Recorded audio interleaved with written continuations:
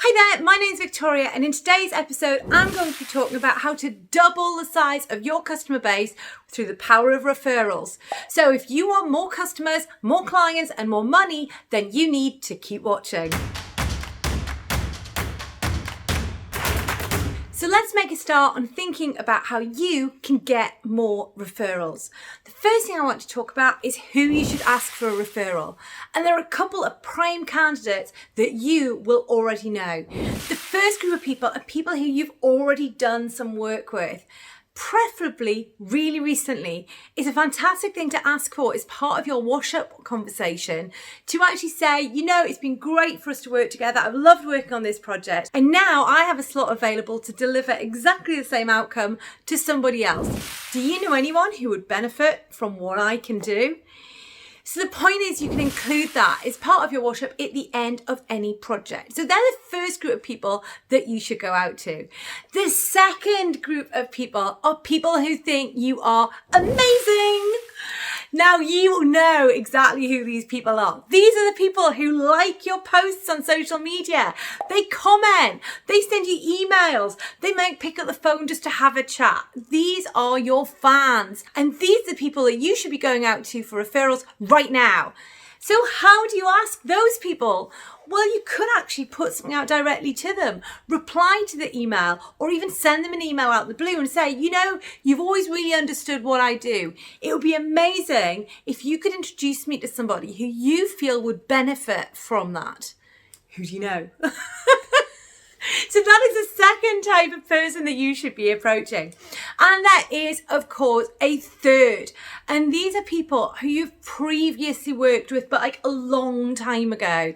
Actually, these people in the first instance, it might be worthwhile reconnecting and having a general conversation with them first anyway, because you never know, actually, they might need you again right now. And only at the end of that conversation, introduce the idea of a referral.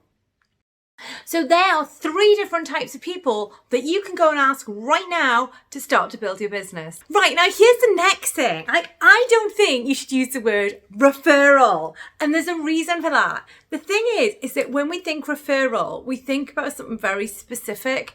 And we've all had those referrals where they're really cold and actually it's just a throwaway email. They say, oh yeah, you can contact Bob from such and such company. Like, he might need your stuff. Like, it's not exactly very compelling, is it? You don't want a referral where you're going to ring Bob and Bob's going to be like, right, okay. It's not really worth anything very much. So I think you should stop asking for referrals and start asking for introductions. Introductions are a completely different kettle of fish because they're two-way. If I ask you to be introduced to somebody, then actually that means I expect you to go, oh, Victoria, this is Fred. Fred, this is Victoria. And what that means is what you're actually getting is a warm, valid, genuine relationship and open door. So I would absolutely think, stop asking for referrals, start asking for introductions. And there's something that puts us off from asking this. And that is that we think, well, if I ask for an introduction, then people are going to think I've got no work. They're going to think I'm like desperate. And like nobody wants to feel like that. So actually you need to think about how you're going to position this. A great way of doing this is to reference availability in your diary. So you can say something like, because our work together is now ended, I actually have room for a new client. Who is it that you know that you could introduce me to that would benefit from exactly the services that I offer? Now, there's some careful stuff I've used in that language as well. Who is it that you could introduce me to? That's really important because by saying that and who is it, I'm actually inferring that there must be somebody. Whereas if I say, can you introduce me? It's a yes, no. It could just be a, no, actually, I don't know anybody. So who is it that you could introduce me? Who can you introduce me to?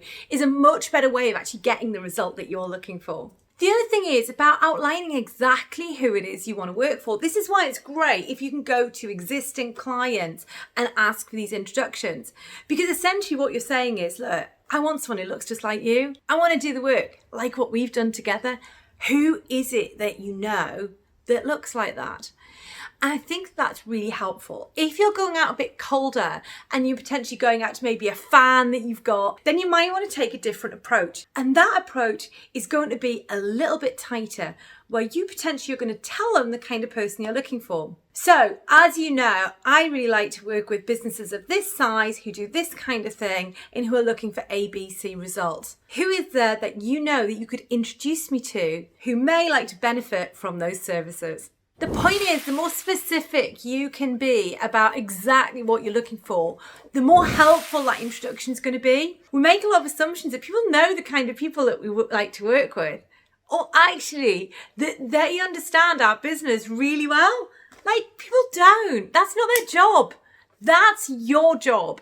And it's your job to make sure that they are clear on the people that you're looking for an introduction to. So that's something else to think about.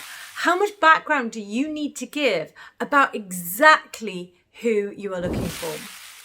If you've got a program, this can be really nice as well, because you can say, look, I've got this new program opening up and I know that it'd be of particular benefit to people like X, Y, Z. Who do you know that fits that criteria that you could introduce me to? Now, some of this you might feel like it's a little bit cheeky, but actually it's really not. If you've done a fantastic job for someone, people want to do this for you. So the other thing you need to think about here is the art of reciprocity. I said it, reciprocity. It's an amazing word, reciprocity. And okay, that's really important, because what that basically means is if someone gives you something, you want to give them something back. This is the same, you know that thing at Christmas where someone turns up with like a present for you and you're like, oh no, I didn't get them something. You feel terrible, and you feel terrible because of this whole thing about reciprocity. We have been socially conditioned to want to give things to people who are giving things to us. So you can also increase your hit rate and the potential for you to get fantastic referrals purely by generating referrals for other people. So if you've got someone who would be an amazing match for one of your clients, then why not make that introduction proactively yourself? They'll say thank you. Is there anything they can do to help you? Bing! Great chance to ask for your very own introduction. So we're actually looking for opportunities for other people, which strangely enough is always that little bit easier than looking for our own opportunities. It's a brilliant way of adding value for both parties, as well as making sure that they are going to want to give you a fantastic introduction. So you can see how really quickly you can double your customer base. If you asked every single one of your customers, your ex-customers and your fans for just one introduction today, how many leads would that give you? And even if you don't convert all of them, just think about what that would do for your business. So are you ready to double your customers? You know what to do. So until I see you next time, just remember to be sales-tastic.